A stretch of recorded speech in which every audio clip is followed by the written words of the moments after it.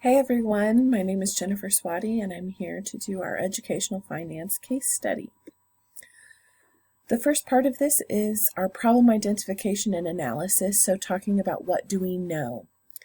What we know is that George Washington Middle School is a small school, around 450 students, with a declining population over the past 10 years. Families with the means to move on and go to suburban schools have done so, which leaves the remaining families in a lower socioeconomic level. Parent involvement. Despite the changes in overall population and the reduction of student numbers, the parent population or parent involvement remains strong. So working and non-working parents do volunteer at the school. Daniel Stevens is the school principal. Mr. Stevens was appointed 4 years ago. He's well liked by students, parents, and teachers, and he works closely with the parent organizations and relies on parent volunteers for athletic events. Then we have Mrs. Bowman, who is a frequent parent volunteer who works concessions or admissions at sporting events. She has a daughter, Lucy, that is highly skilled as a cheerleader and was recently recognized as an all-state cheerleader and invited to walk in a parade in New York. We also know that Mrs. Bowman had requested that PTA pay for Lucy to attend the parade in New York and was denied that. We have a basketball game. It's the final basketball game of the season. We know that Mrs. Bowman was working admissions. Mr. Dumas, who is another parent, had chatted with Mr. Stevens, mentioning that he had to pay with a $50 bill and that monies were returned with no $50 bill, missing tickets, and $50 missing in funds. What do I need to know? Where are the missing tickets, or why were they torn? I would also like to know where is the $50 bill that Mr. Dumas paid with? Who collected the money with Mrs. Bowman?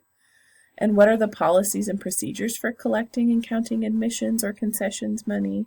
Were those policies followed? Since we don't know the policies, it's difficult to tell if those policies were followed. And would there have been any larger bills that would have required the $50 bill to make change?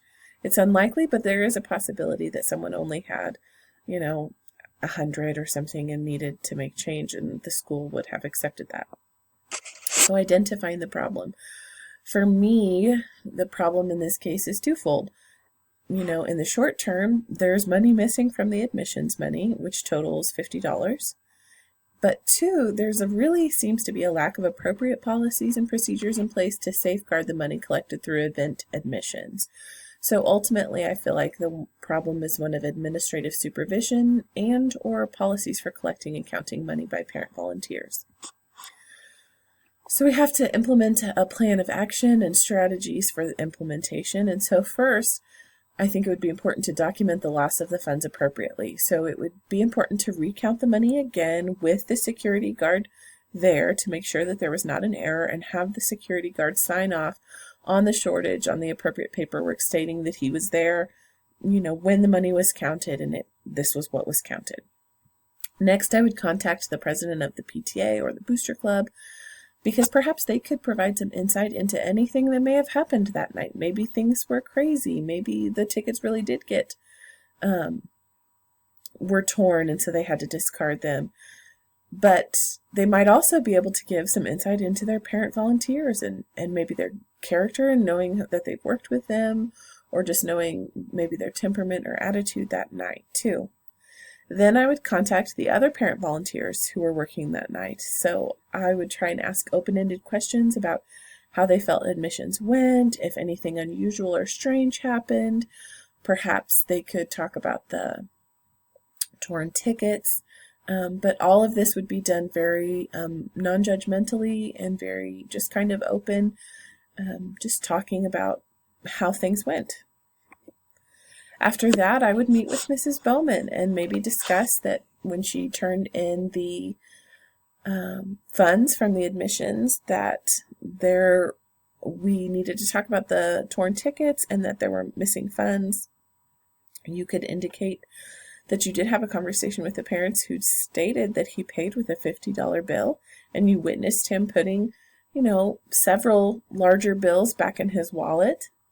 and that you noticed that there was no $50 bill in there and wondered if there was any explanation for that. Then I think it would be important to set up a review of policies. Review the current policies, determine if there are any additions or changes to make that could safeguard those admissions funds. And I would train parent volunteers on any of the new policies and monitor them closely, and involve maybe more certified staff in these processes. Even if, as administrator, he wasn't able to be overseeing that, he may have been able to recruit a certified staff member who's in good standing to help supervise that area if he needed to be out in the crowd supervising that.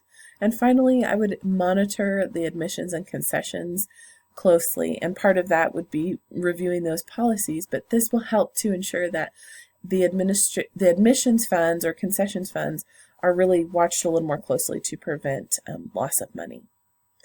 The strategies that we're using with this plan is to act ethically and responsibly with school funds.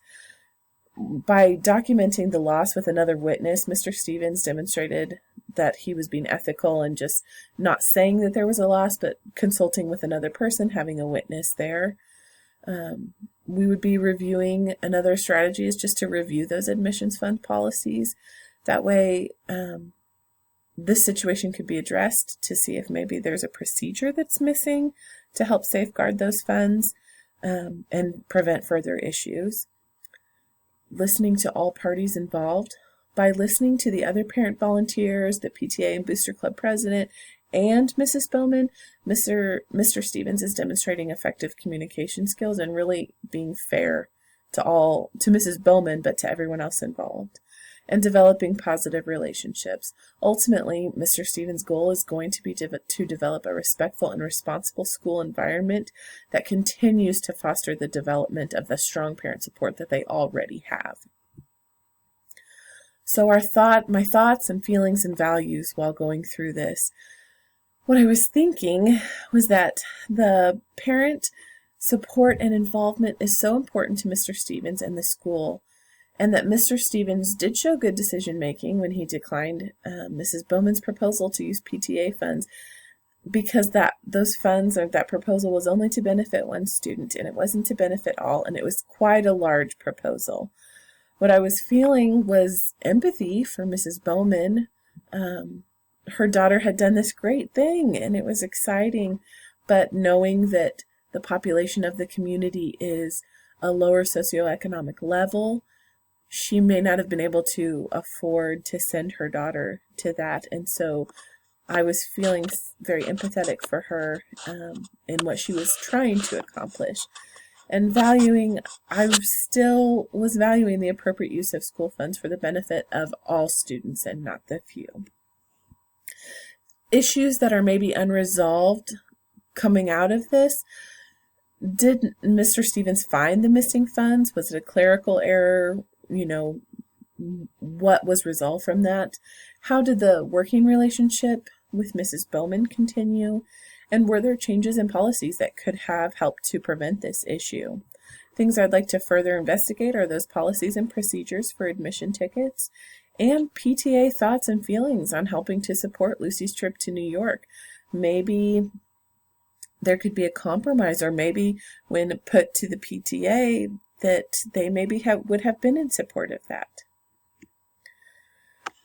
How did Mr. Stevens promote integrity? Well, he took the time to listen to the stories of all parties involved. He was demonstrating that he values it and values the opinions and integrity of his parent volunteers. So in doing so, he's really setting up a good, strong culture of this school environment.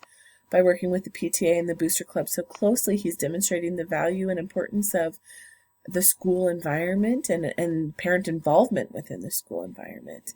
And by reviewing those policies and procedures for collecting funds for admissions and for the way that he would have documented the loss, he's demonstrating some sound judgment there. For fairness, again, by taking time to listen to everyone involved, he would be demonstrating fairness, in that he wouldn't just be listening to the people working on that night, but maybe also the leadership and other PTA members who could, vouch for character or things that they felt like would be relevant to the situation. By working to develop and monitor procedures used in the collection of admissions funds, Mr. Stevens is establishing a healthy environment for both students and parent volunteers to work in, which will ultimately benefit all students. And by choosing not to just confront the one parent who may have been involved and who maybe he felt like was involved, Mr. Stevens would be treating each parent with fairness, and especially, I think, Mrs. Bowman, and acting ethically. By documenting the loss with the security guard present, Mr. Stevens would be acting ethically and professionally in his decision making, and by working directly with the PTA and Booster Club president, along with members of both the PTA and Booster Club, Mr. Stevens is creating productive relationships with parents and communities. And by developing those updated policies, and especially developing those with the PTA and Booster Club, he would be providing moral direction and promoting that ethical behavior. As a future administrator, it will be so important that we're aware that the decisions that we make can either support or prevent the success for all students. And so when considering these case studies, it is important that we really try and look at them, from all angles and all sides. And specifically in this case, I felt empathetic towards Mrs. Bowman and what she was trying to do initially. Now, whether she took funds or not, we don't have that information, but perhaps there would have been a way to work around that. But this case study was certainly interesting to try and work through. So, and as an administrator, I know that these are things that we're going to come up against all the time. So, thank you.